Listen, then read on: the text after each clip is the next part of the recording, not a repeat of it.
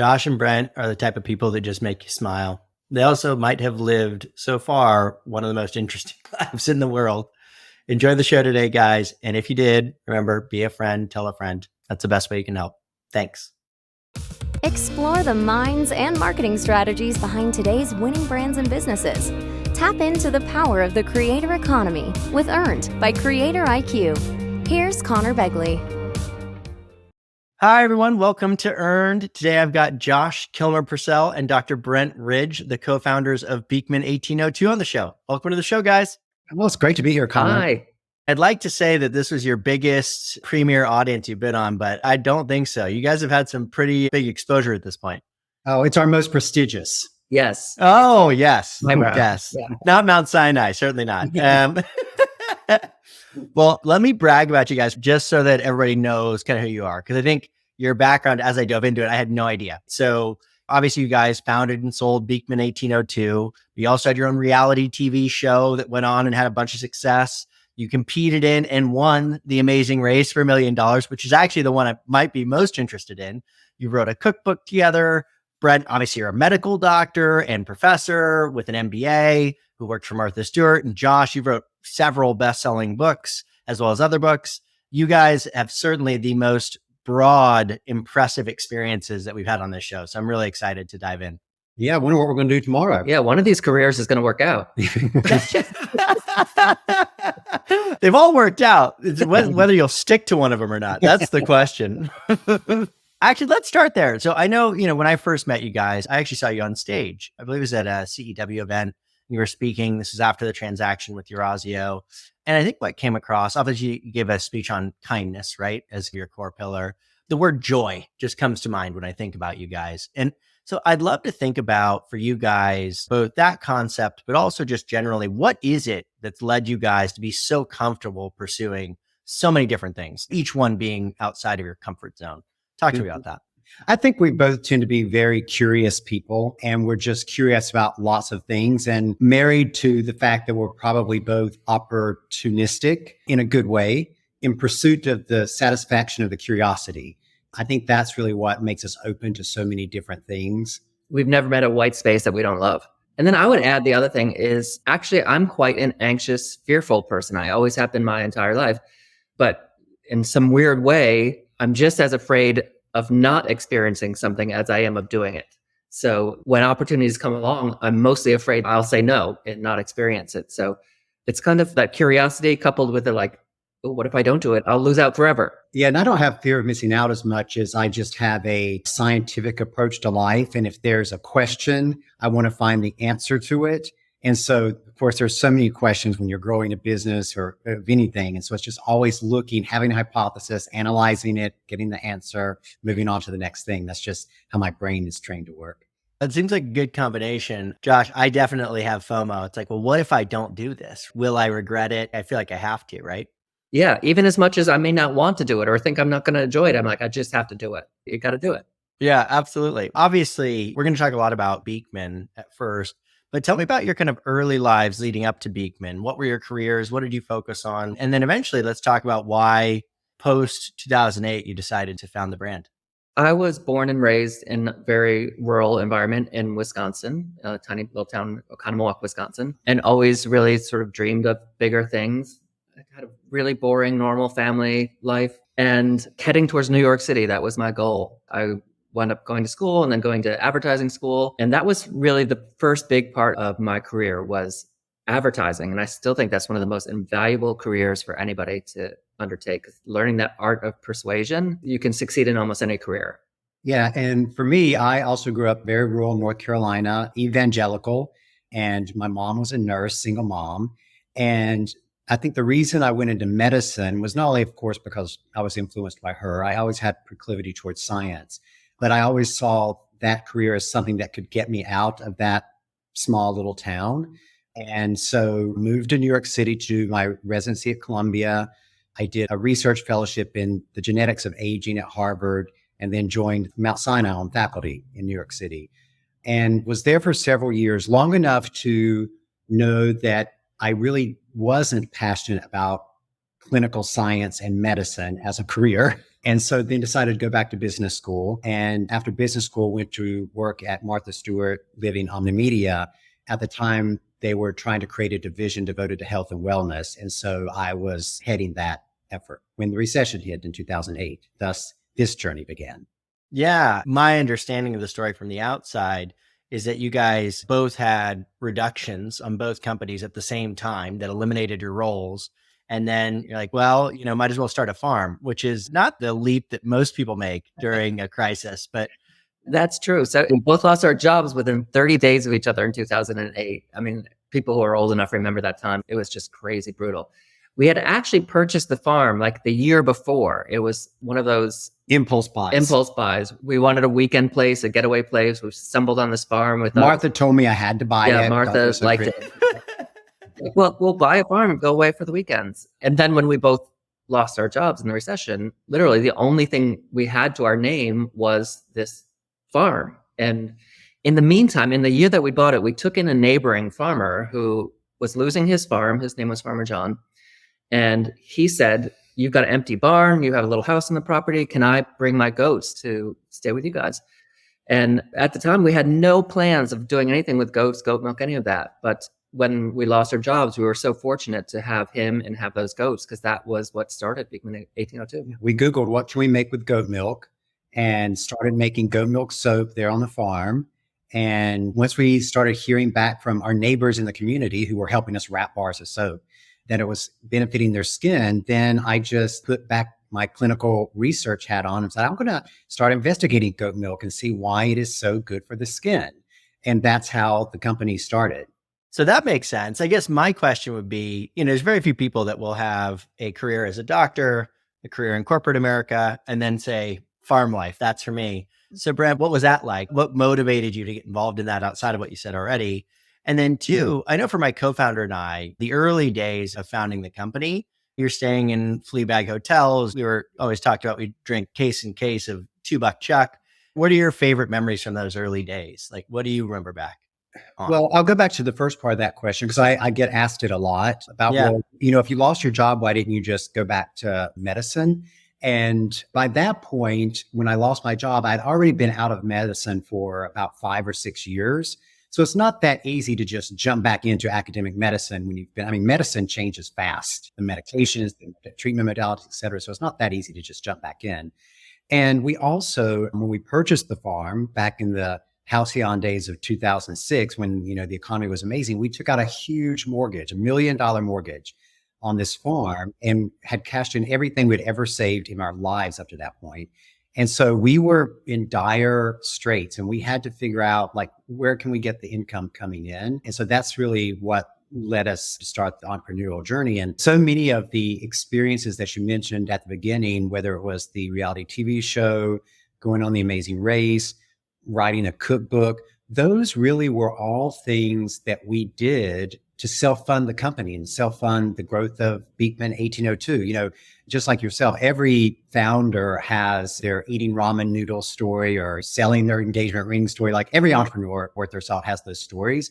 And for us, our story was to make ends meet. We learned how to grow our own food and we were sustaining ourselves on the farm. There were so many of those early moments, like you say, we couldn't afford to heat the house. So snow used to blow in under the door and it wouldn't melt in the kitchen. We would come home from business trips and we'd be out in the garden picking beans by moonlight just so we could get them in before we left for another business meeting the next day. And I think the thing that I remember most fondly of that time were the things that we didn't know. As you grow a company and becomes bigger and bigger, as you know, there's paths that you're supposed to follow. But when you're starting a business, it's all the things you don't know. Why can't a beauty company write a cookbook? Why not? It'll bring in some money. Pay the bills for another month. Let's write a cookbook. So all the things you shouldn't do or don't know that you shouldn't do, you just go ahead and do. Yeah, you figure it out. We certainly didn't start a reality show or go on The Amazing Race, but we did some things like that. We definitely okay. I remember looking up, I rented a room at an Airbnb in New York and it was $100 a night or something really cheap, $150 a night. I talked to the guy, lived there, and I was like, how'd you get into this? He's like, well, my friends and I realized that we could charge $1,000 a night for our 4-bedroom apartment in New York. So I just listed it for a price that we couldn't refuse and saw if anybody would book it. So he's like, just listed it. He's like, I had a bachelorette party come and book it out for 3 or 4 days. And we each made $1,000. And all we had to do was go stay with our girlfriends, right? Like, oh, that's great. So we did the same thing. We were like, booked it out, and somebody booked it for 2 weeks during Christmas. It was like, whatever, 15 grand between the three of us. And I was like, well, looks like we're staying with our parents for the holidays. Those are just the things that you do. Yeah, exactly. Literally anything to make money. That was the beginning years. And for us too, we were self-funded. In the early days, all entrepreneurs are mostly self-funded, but starting the company in the Great Recession, we were just very adamant that we were never going to take investment dollars. We were that puritanical about it because we're like, oh, the economy went to crap because of all this speculation and the mortgage. We don't want to be involved in that. We're going to do it the honest, hard work day. You make $1, you can spend 50 cents. Like that's how we were going to do it. And that kind of bit us in the butt at times. But it was also proof of concept. We always say we're profitable from day one because we had to be. You can't pay for something if you don't have money. So we turned a profit from the beginning. We were very anti-VC as well, or, in our world, right? Venture capital is generally what you do. And we had similar. And I think it bit us a couple times too. And it was like, would have been nice to have a little cash right now, a little cash cushion, but you make it through. Let's talk a little bit about the show as well as The Amazing Race. Let me talk about both those. One, I'd love to know the impact it had, right? Obviously, it paid the bills, which was great. Would love to know if that impacted the brand. How did that impact your community? And then two, obviously, or not obviously, but, my wife and I are recovering survivor junkies. We never got into The Amazing Race, but we are into that. So tell me about what that was like. I haven't watched it. I feel like I need to watch the season now. Oh, you should watch it because we were like such underdogs, Connor. Like no one thought we were going to win. So season 21, if you want to catch up on it. But that whole TV period of our life, that was another sort of like act of desperation. We started getting some early press when we started the company about these two gay New York City guys bought a goat farm upstate New York, and we got some interesting PR pieces. So we hadn't even really started the company yet. It was just sort of, we got a little press and it was nice. And then we got a call from a network, a part of Discovery Networks called Planet Green. And they said, your story sounds interesting. Would you like to do a reality show? And our first thought was no way, because this was Honey Boo Boo and like Duck Dynasty, whatever those things are. And it was all about like making rural people look bad. We're trying to launch a brand. How do we do that? But I think because of both of our backgrounds in media, we figured out the way to get the awareness without harming the brand. And so that was the whole goal of those 2 years of doing that show. And doing that reality show is what led to The Amazing Race. Yeah. And we did the reality show for 2 years, and it actually documented building the company, opening up our first shop, our first big order at Anthropology. Like it kind of documented all of those things. And it was actually a customer. We call all of our customers neighbors.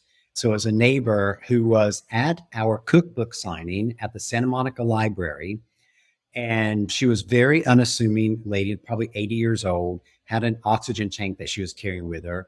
And she was coming to get her book signed. And as I was signing it, she's like, every week, my next door neighbor comes over and we watch the Fabulous Beekman Boys together. It's like our little bonding time each week. And in my mind, I was thinking, oh, these two nice little old ladies watching our show. That's so nice. And then she threw out, and she's the president of CBS Reality TV. And I honestly, I didn't believe her because why? So just very flippantly, I said, well, if she's such a big fan, why aren't we on The Amazing Race? And she said, I'm going to tell her. I honestly thought nothing of it because we had had enough taste of fandom at that time that we knew that there were always, some not always on the up and up people. And so we came home, and 2 days later, the phone rang and I picked it up and someone said, hi, we're calling from The Amazing Race. We heard you wanted to run. And that's how we got the opportunity to be cast on. But again, it was our media background that really served us well in that we knew we couldn't turn it down because, 11 million people watched this show. And so it could be a commercial for us.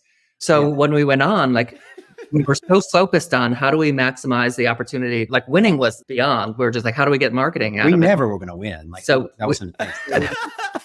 So we introduced ourselves to all the other contestants as the Beekman Boys. We never even gave our names in the beginning. And so they just kept saying the Beekman Boys, the Beekman Boys, the Beekman Boys.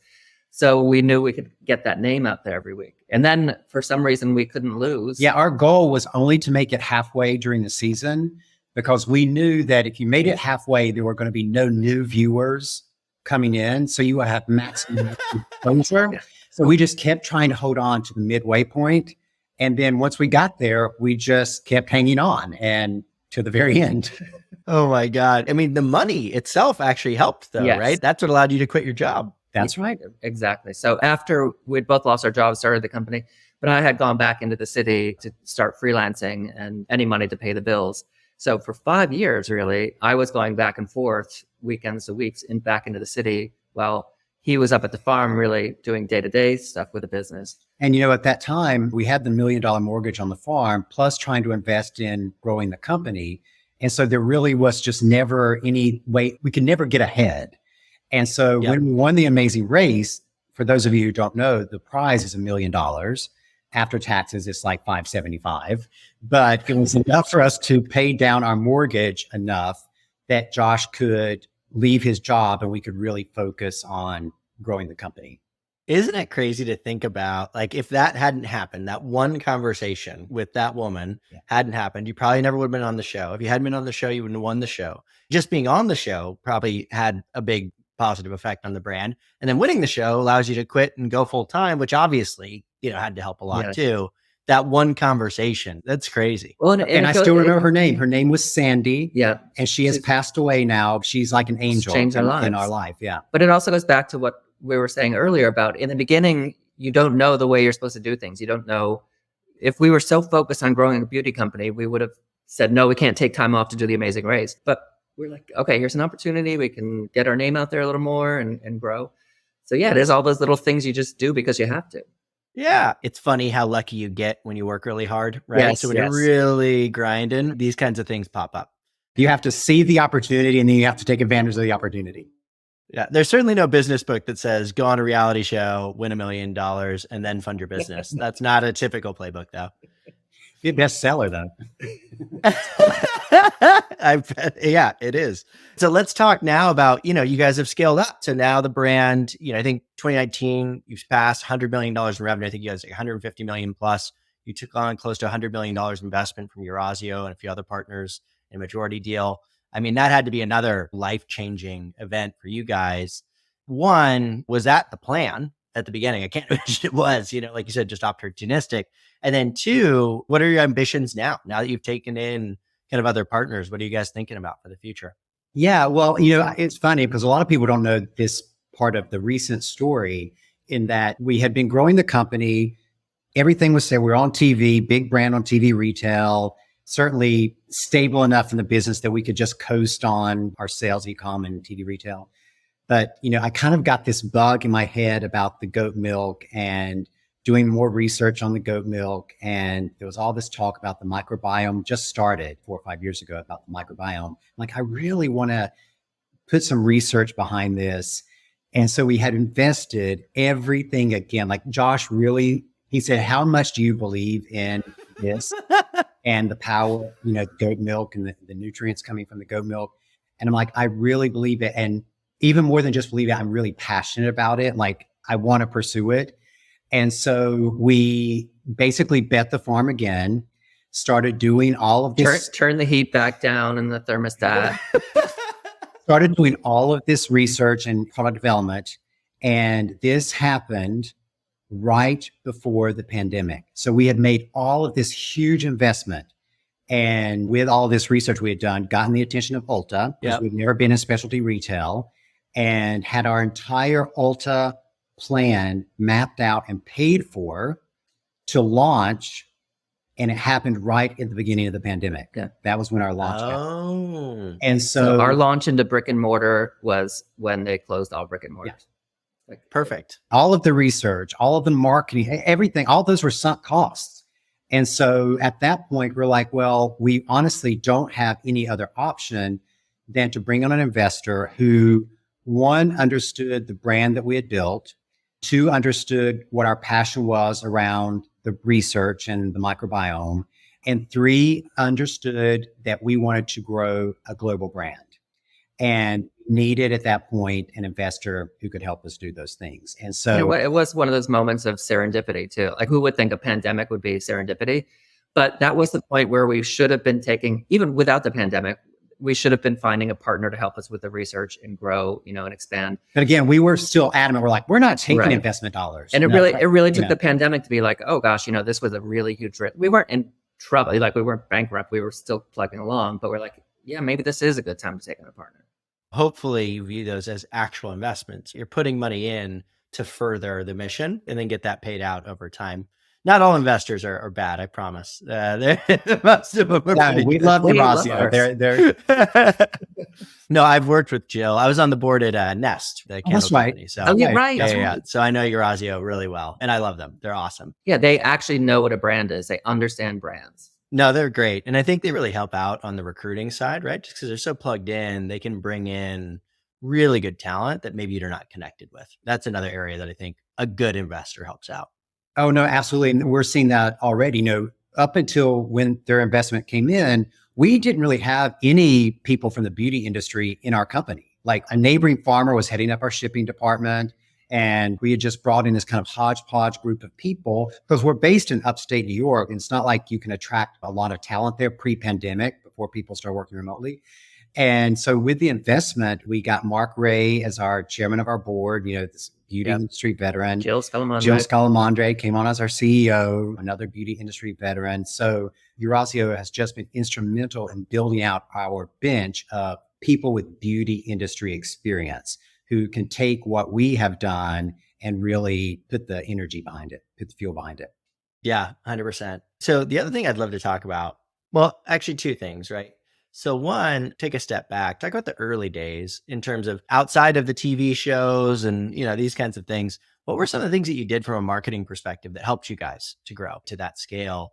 And then I think the second one, which kind of goes hand in hand, is I think that you guys have obviously very much adopted this tenet of kindness as kind of the center of the brand. And frankly, for me, it was like, when you guys said that, it was like, why hasn't anybody else done that? That's such a good place to come from. And so would love to know about the origin story for that as well. I just love the way that manifests. I mean, you guys get my emails all the time about I'm like an unpaid marketing consultant here. The earliest, outside of the TV and everything, what we were really good at in the beginning, of course, it was the early days of social media, and we were really good at content before. There was that weird time when we went from paid advertising or media, better than anything. Yeah. Blogging first. Yeah. Blogging. It's when the word content was born, and we did that really well in the beginning. It was just day-to-day life on the farm. And we always had this rule on social media. It was 5 times telling, 1 time selling.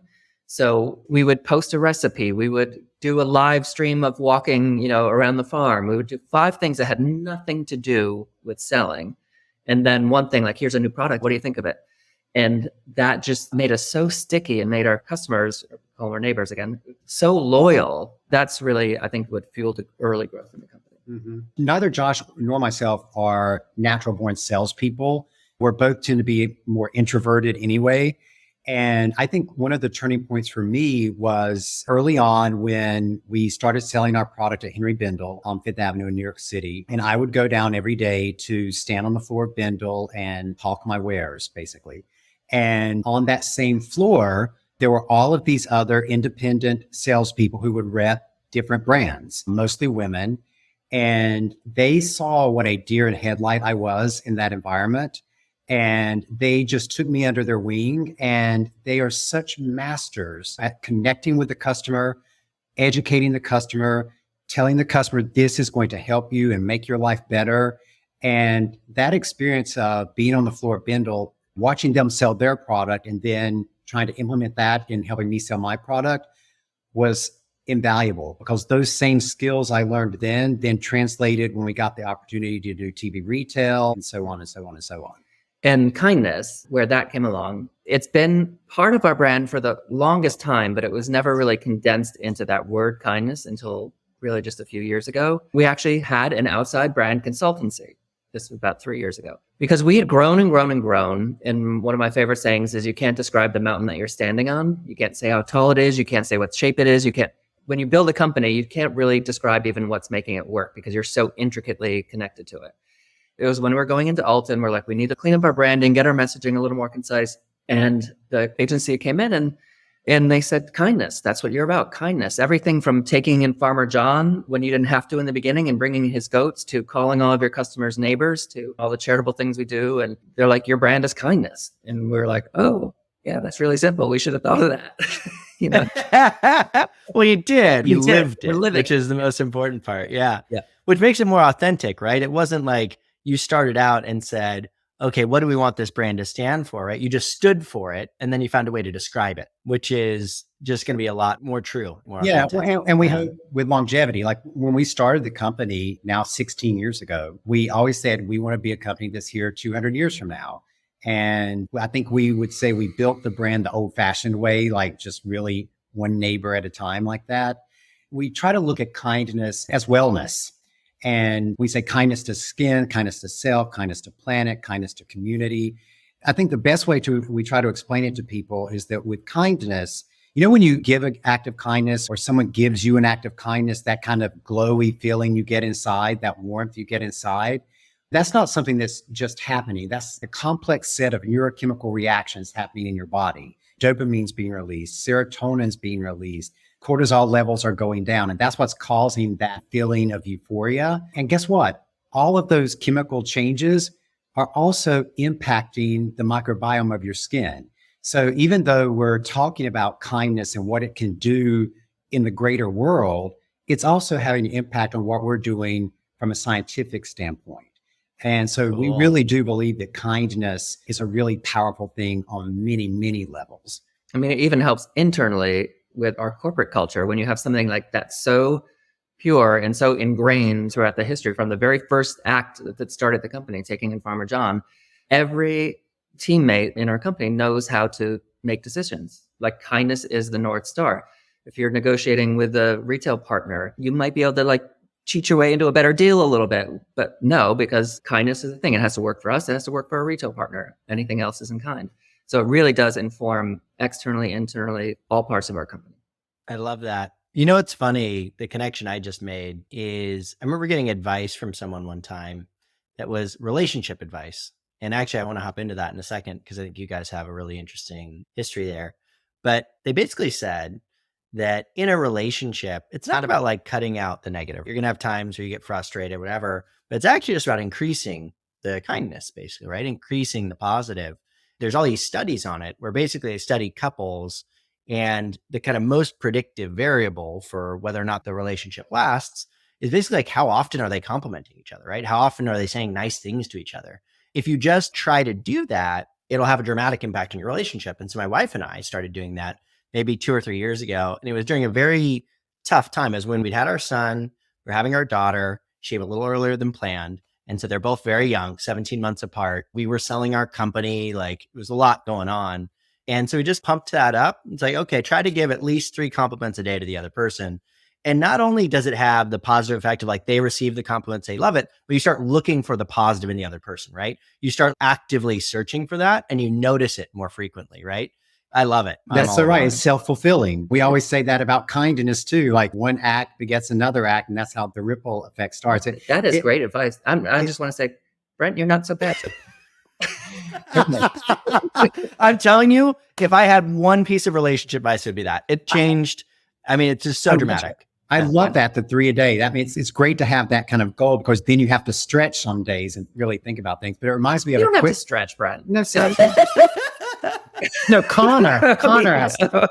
But it does remind me of a story. It's just happened recently, because I can be very direct and point out things that need to be corrected. I'm honest about myself that way. It's just, how I am. But I also am very good about saying when someone does a great job.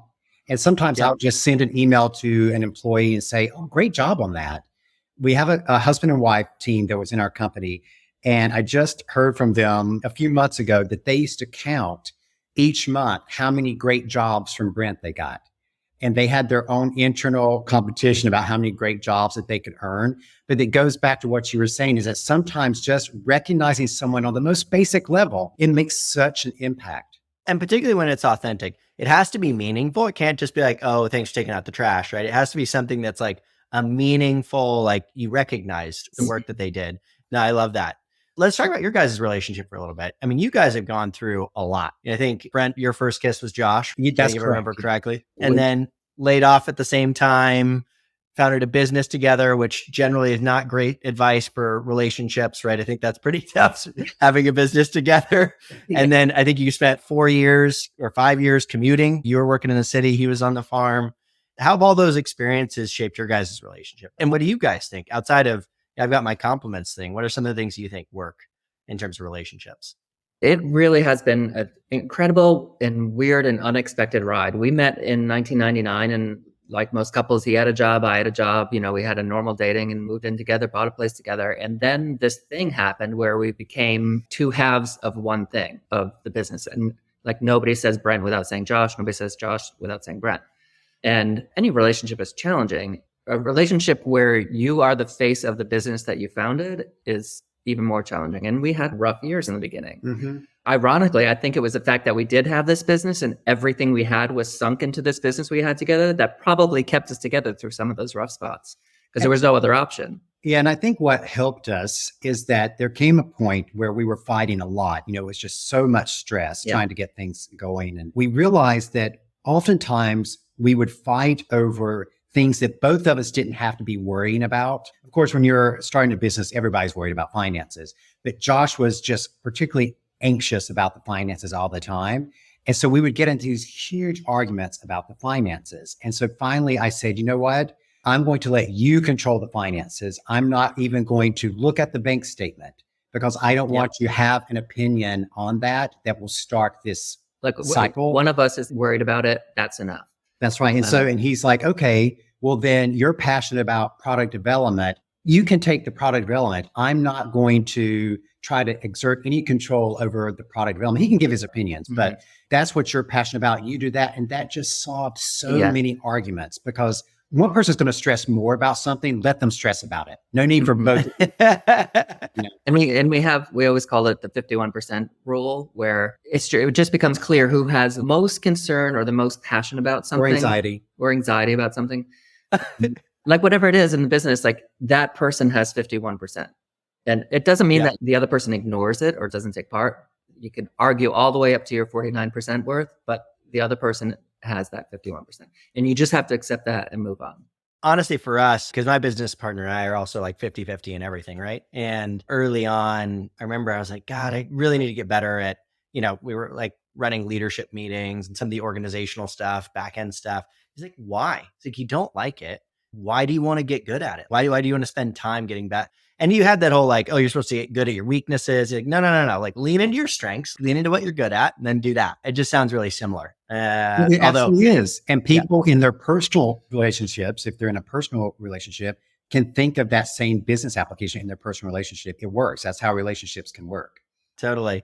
Josh, this is a little bit of a left turn, but we haven't talked about the fact that you're like a best-selling author. So like, I want to know, I think you're the first really successful author, or possibly any author that we've had on the show.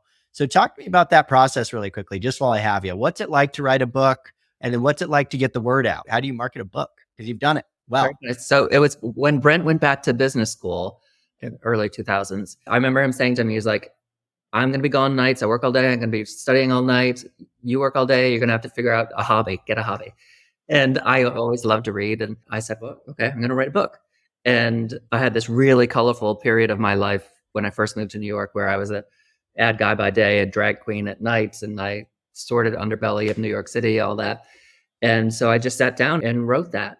And it was meeting somebody on a plane, just like we talked about. I'd written this book. I didn't know what to do with it. Didn't have connections. Was sitting on a plane back from a business meeting next to a guy that was an agent for another author. And that's how my first book got published. And marketing was so interesting. That was the days of MySpace, believe it or not. Yeah. Anybody could go one by one and ask, will you be my friend? Will you be my friend? Will you be my friend? We spend weekends. So we went on like David Sedaris's page and Augustin Burroughs' page and like just asked everybody on their page, like, will you be my friend? Will you be my friend? And I honestly think that's how it became a bestseller, was MySpace one by one. So thanks. Oh my God. Wherever you are. I love that. I think I've used up most of my time here. Let's do one kind of fun end of show question.